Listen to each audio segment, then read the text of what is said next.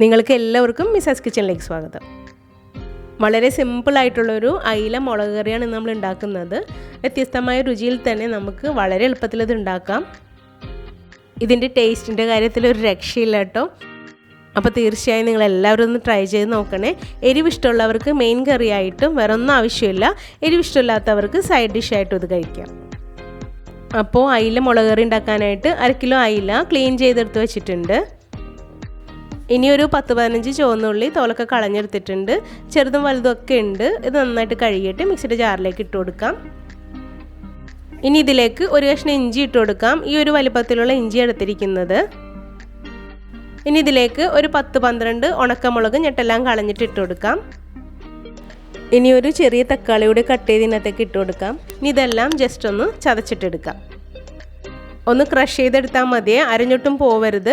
1-2 മുളകൊക്കെ ക്രഷ് ആവാതെ കിടക്കുന്നുണ്ട്, അത് കുഴപ്പമില്ല. വീണ്ടും ഇനി ഇത് ചതക്കേണ്ട ആവശ്യമില്ല.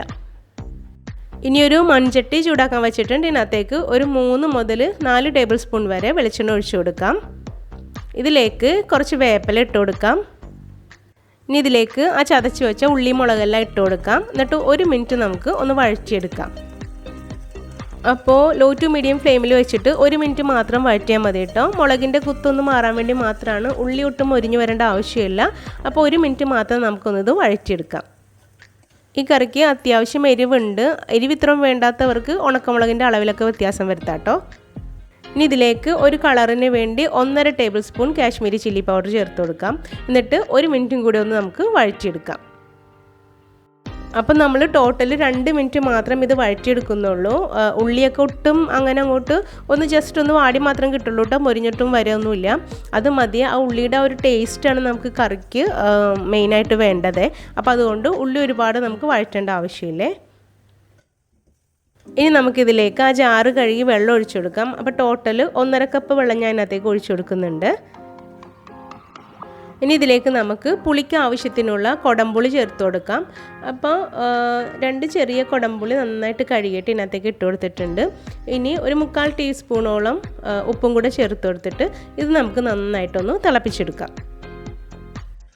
ഇനി ഇത് ഹൈ ഫ്ലെയിമിൽ വെച്ച് നന്നായിട്ടൊന്ന് തിളപ്പിച്ചെടുക്കാം. അതായത് ഇപ്പോൾ തിളച്ച് വരുന്നുണ്ട്. ഇനി നമുക്ക് ലോ ടു മീഡിയം ഫ്ലെയിമിൽ വെച്ചിട്ട് 1-2 മിനിറ്റും കൂടെ ഒന്ന് തിളപ്പിച്ചെടുക്കാം. അപ്പോൾ പുളിയൊക്കെ നന്നായിട്ട് ഇളകിയതിന് ശേഷം നമുക്ക് ആ മീനെല്ലാം ഇതിനകത്തേക്ക് ഇട്ട് കൊടുക്കാം.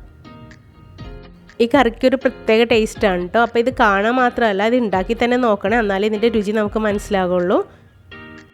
അപ്പോൾ ഇതുവരെ നിങ്ങൾക്ക് ഈ വീഡിയോ ഇഷ്ടമായാൽ തീർച്ചയായിട്ടും ഒരു ലൈക്ക് കൊടുത്തേക്കണേ. പിന്നെ ഈ ചാനൽ സബ്സ്ക്രൈബ് ചെയ്യാതെയാണ് നിങ്ങൾ കാണുന്നതെങ്കിൽ ഒന്ന് സബ്സ്ക്രൈബ് ചെയ്തതിന് സപ്പോർട്ടും കൂടി ചെയ്തേക്കണേ. മാത്രമല്ല മിസാസ് കിച്ചൻ്റെ മറ്റ് റെസിപ്പീസ് നിങ്ങൾ ട്രൈ ചെയ്യണം കേട്ടോ. അപ്പോൾ മീനെല്ലാം ഇട്ട് നമ്മൾ വീണ്ടും ഇത് ഹൈ ഫ്ലെയിമിൽ വെച്ചിട്ടുണ്ട്. ഇനി ഇത് തിളച്ച് കഴിയുമ്പോൾ നമുക്ക് ലോ ടു മീഡിയം ഫ്ലെയിമിലേക്ക് ആക്കാം. എന്നിട്ട് ഒരു 5-6 മിനിറ്റും കൂടെ നമുക്കിതൊന്ന് തിളപ്പിച്ചെടുക്കാം. അയില ആയതുകൊണ്ട് ഒരുപാട് സമയമൊന്നും വേവാൻ ആവശ്യമില്ല. ഒരുപാട് സമയം ഇട്ട് വേവിച്ചിട്ടുണ്ടെങ്കിൽ ഇത് ഉടഞ്ഞു പോകാൻ സാധ്യതയുണ്ട്. അപ്പോൾ അതുകൊണ്ട് കുറച്ച് സമയം മാത്രം, ഒരു 5-6 മിനിറ്റ് മാത്രം മതി ഇത് വെന്ത് കിട്ടാനായിട്ട്. അപ്പോൾ ഇടയ്ക്ക് പതുക്കി ഒന്ന് ഇളക്കി കൊടുക്കാം, ഇത് ഉടഞ്ഞു പോകാത്ത വിധത്തിൽ. എന്നിട്ട് നമുക്കൊരു 5-6 മിനിറ്റ് കഴിയുമ്പം ഫ്ലെയിം ഓഫ് ചെയ്യാം. ഇതിൽ കിടന്ന് ഒരു 2-3 മിനിറ്റും കൂടെ ഇത് ഇരുന്ന് മൺചട്ടി ആയതുകൊണ്ട് ഇരുന്ന് തിളച്ചുകൊണ്ടിരുന്നോളും. അപ്പോൾ അതുകൊണ്ടാണ് നമ്മൾ 5-6 മിനിറ്റ് കഴിയുമ്പം തന്നെ ഫ്ലെയിം ഓഫ് ചെയ്യുന്നത്. അതായത് ഇപ്പോൾ ഓഫ് ചെയ്തിട്ടുമാണ് തിളച്ചുകൊണ്ടിരുന്നത്. അപ്പോൾ തിള നിന്ന് കഴിയുമ്പോൾ നമുക്കൊന്ന് നോക്കാം. ഇത് ഇരിക്കും തോറും കുറുകി വരും. ഇപ്പം ചൂടൊട്ടും പോയിട്ടില്ല കേട്ടോ. എന്നിട്ടും ഒരുവിധം കുറുകിയിട്ടുണ്ട്. ചൂട് പതുക്കെ ഒന്ന് ആറി വരുമ്പോൾ നന്നായിട്ട് തന്നെ ഇത് കുറുകി കിട്ടിക്കോളും.